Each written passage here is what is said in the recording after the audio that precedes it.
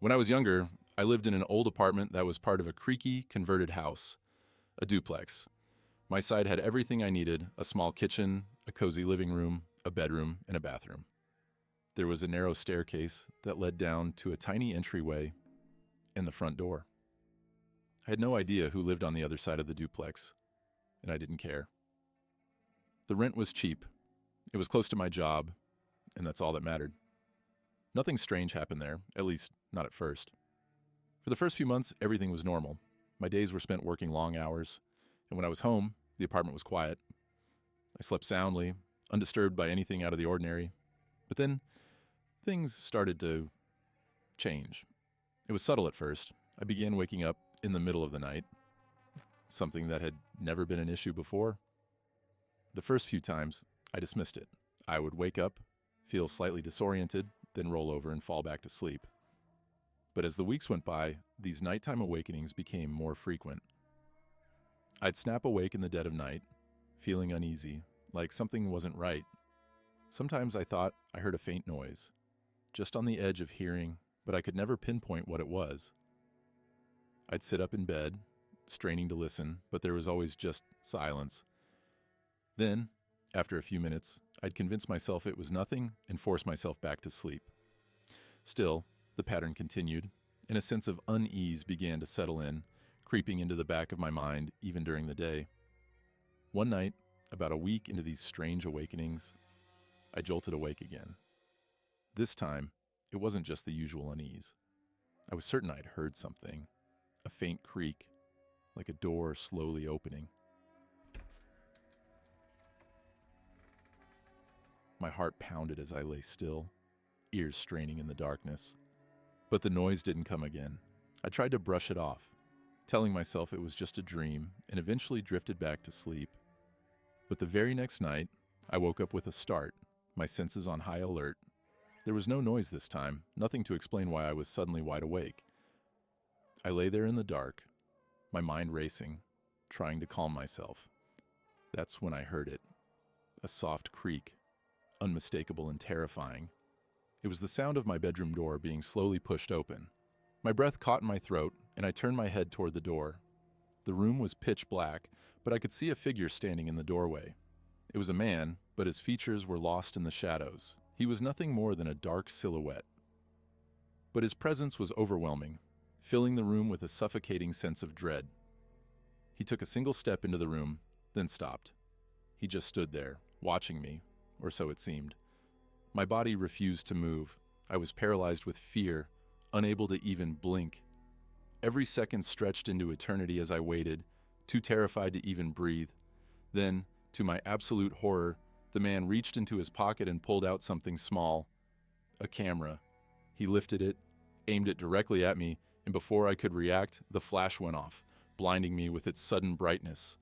The room lit up for an instant, searing the image of his shadowy figure into my mind. When the light faded and my vision cleared, the man was gone. He had vanished back into the hallway, leaving me alone in the dark, my heart hammering in my chest. For a long moment, I was too shocked to do anything.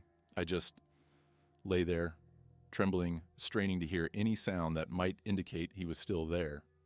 The only sounds were the faint creaks of the floorboards and the distant click of a door closing somewhere in the house. Then, everything went silent again. I remained frozen in bed, unable to shake the terror that gripped me, convinced that if I moved, he would come back. Minutes passed, or maybe it was hours. I couldn't tell. Eventually, I forced myself to sit up, my entire body shaking. I felt like I was moving through a nightmare, the kind where you're trapped in slow motion, unable to escape. But this was real. The man had been real, and he had been in my room, watching me, taking pictures of me. Finally, I mustered the courage to get up, every instinct screaming at me to run. I didn't know where he had gone, or if he was still somewhere in the apartment, but I had to find out. After what felt like an eternity of silence, I finally gathered the courage to get out of bed. My legs were shaky, and my heart pounded in my chest as I slowly made my way through the apartment, turning on every light I passed. It wasn't a large place, so it didn't take long to check every room.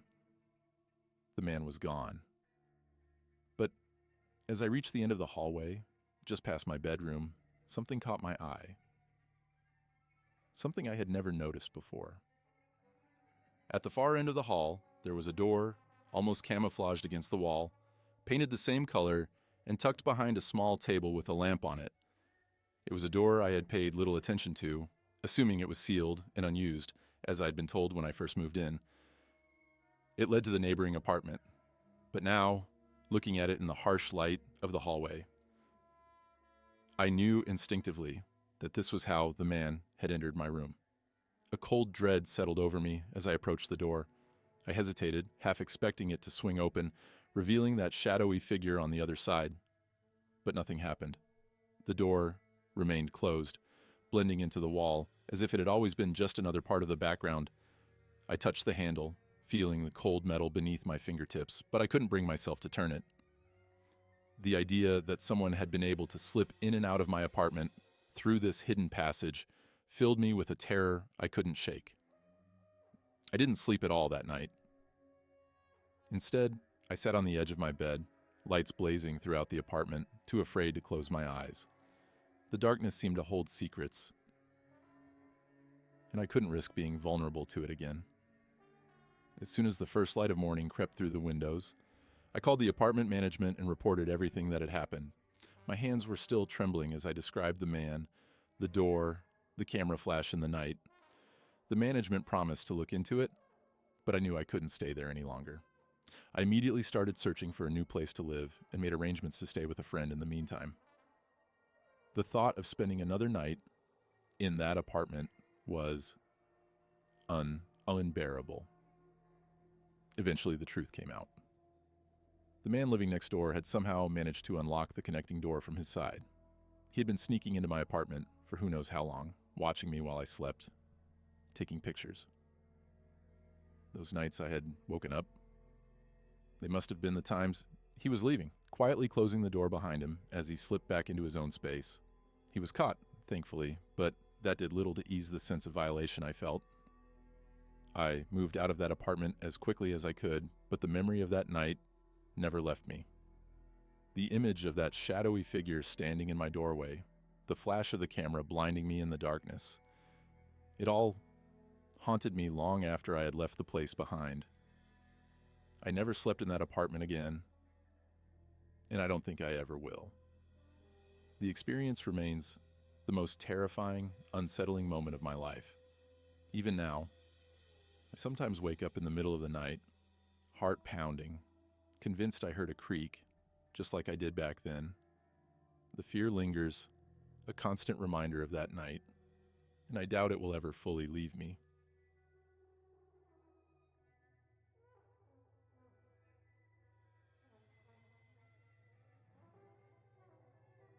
A couple of years ago, I found myself desperate to move out of the rundown apartment I shared with a roommate. The place was falling apart, peeling paint, creaky floors, and a bathroom that constantly leaked.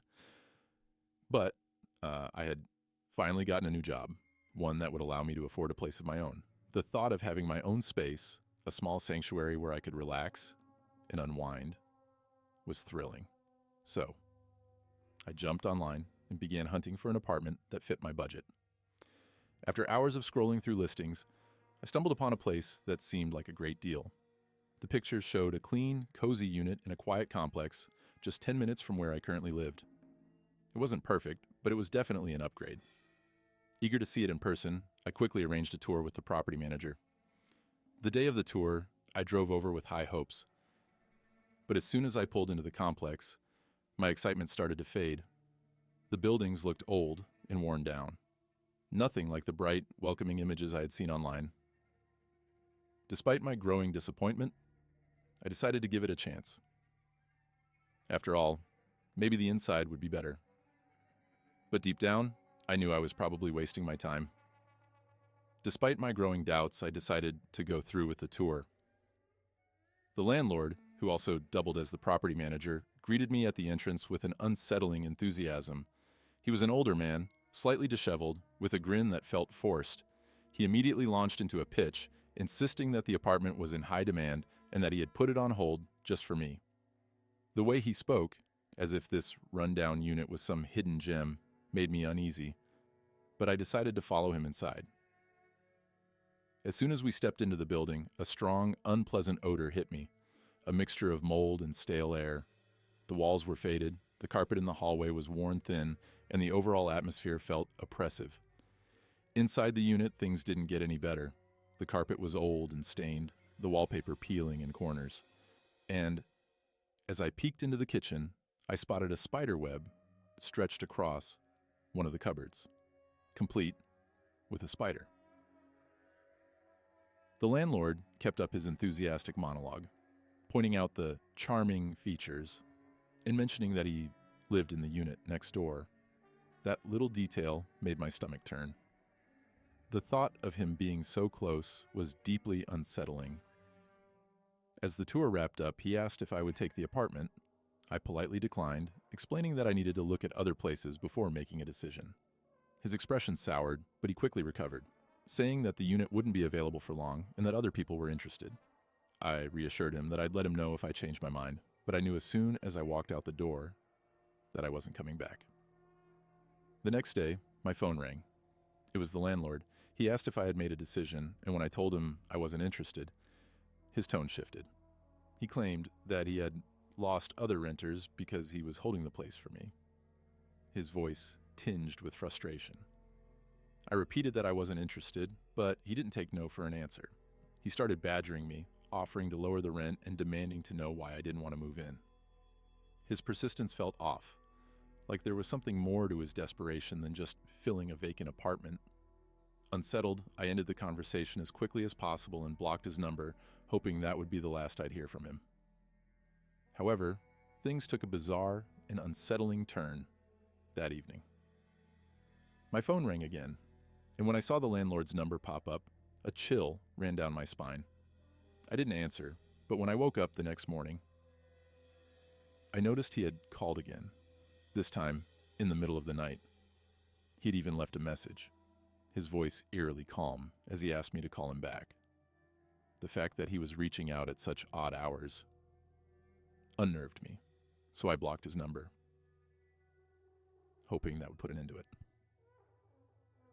For a brief moment, I believed it had, but a couple of nights later, as I was relaxing at home with my roommate, there was an unexpected knock at the door. My roommate asked if I was expecting anyone, but I wasn't. Curious and slightly anxious, I walked over to the door and peered through the peephole. My heart sank. It was the landlord from the apartment. Panic set in as I realized he had somehow tracked me down. He knocked again, more insistently this time. My mind raced, trying to figure out what to do. I gathered my courage and asked through the door what he wanted. He responded by insisting he needed to come inside, claiming it would only take a minute. His voice had a strange, almost pleading edge to it that made my skin crawl. Terrified, I told him to leave or I would call the police. There was a tense pause, and then he snapped. He cursed loudly, the sound reverberating through the door, and then kicked it with such force that it shook in its frame. After a moment, I heard him storm off, muttering angrily to himself as he left. I stood there, shaken and confused, until I was sure he was gone. The whole experience left me rattled, and I couldn't stop thinking about how he had found me. The only explanation I could come up with was that he had gotten my address from the forms I filled out during the apartment tour. The idea that he had been able to track me down so easily was deeply disturbing. Thankfully, I never saw him again after that night. A short time later, I found a much nicer apartment in a different area, and I moved in without incident. Even now, I occasionally think back to that strange, unsettling encounter, grateful that it didn't escalate further. But the memory of the landlord's desperate, almost obsessive behavior still haunts me, a reminder of how easily a seemingly ordinary situation can take a dark turn.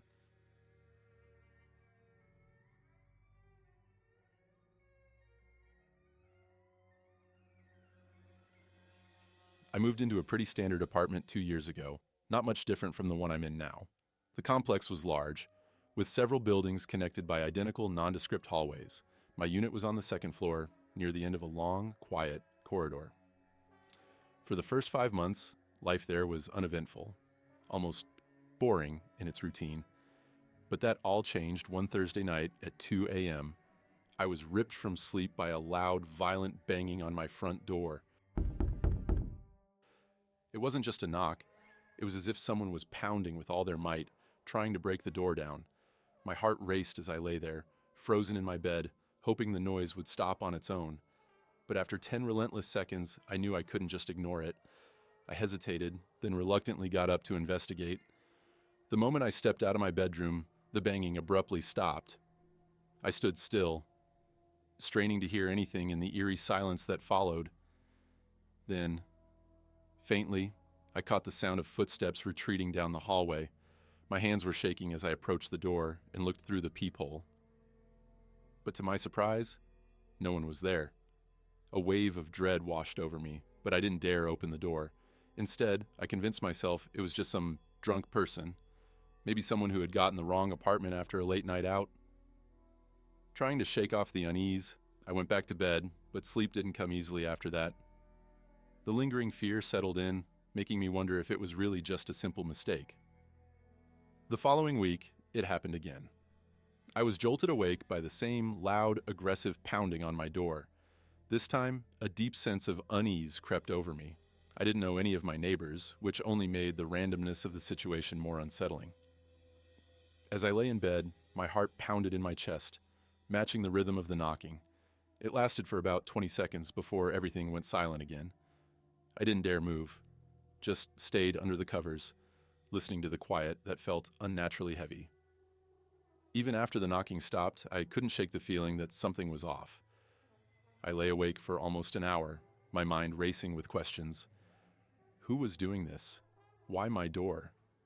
The silence of the apartment felt suffocating, pressing down on me as I tried to convince myself that it was just another late-night drunk. But this time, that explanation felt hollow. I didn't really believe it, but it was the only thing I had to cling to. A few nights passed without incident, and I started to relax, thinking maybe it was over. But just as I began to let my guard down, it happened again. This time, it was earlier in the evening while I was awake, watching TV. The first knock was soft, almost tentative, but it quickly escalated into loud, desperate bangs that echoed through the apartment. I froze on the couch, my body tense with fear as the banging continued for about 15 seconds. Then, just like before, it stopped suddenly, followed by the sound of footsteps fading down the hallway. I didn't move for a long time, staring at the door, half expecting the knocking to start again. When it didn't, I finally exhaled, feeling a mix of relief and dread. Something was wrong, and I couldn't ignore it any longer. The randomness, the intensity, and the timing, it all felt deliberate, like someone was trying to get into my head. Weeks passed without any disturbances, and gradually the fear that had gripped me began to fade. I started to believe that maybe whatever had been happening was over. Life returned to its usual rhythm, and I allowed myself to forget the strange, unsettling events that had kept me on edge. But then, one night, just after midnight, the knocking returned, and this time, it was more violent than ever before. I was sitting in my living room, trying to unwind after a long day, when the pounding on my door began. The force behind it was so intense that the door seemed to tremble in its frame. My heart raced as the relentless banging went on for a full 30 seconds, far longer than it had before. This time I'd had enough. I decided I couldn't just sit there, paralyzed by fear. I had to confront whoever was doing this. My hands shook as I stood up, my body tense with adrenaline. I approached the door cautiously, each step feeling like an eternity. But as I got closer, the knocking abruptly stopped, almost as if the person on the other side knew I was coming. I hesitated, listening to the sound of footsteps walking away. My breath caught in my throat as I peered through the peephole, expecting to see the hallway empty like before. But this time, I saw someone, a man, walking briskly away from my door. I could only see his back as he moved quickly towards the stairwell at the end of the hall. He never turned around, never looked back, just kept walking with a determined pace.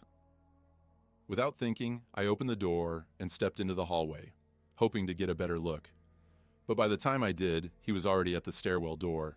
It swung open, and he disappeared down the stairs, leaving me standing there, alone in the silence. I never saw him again after that night, and the knocking never returned. But the memory of those nights, the fear, and the mystery of who he was and why he chose my door lingered with me long after I moved out. Even now, in my new apartment, I sometimes find myself listening for the sound of footsteps in the hallway, waiting for that familiar, dreaded knock. And every time I think about it, I'm left with the same unsettling question. What did he want, and why me? The answers remain a mystery, one that haunts me every time I close my eyes and hear that knocking in my mind.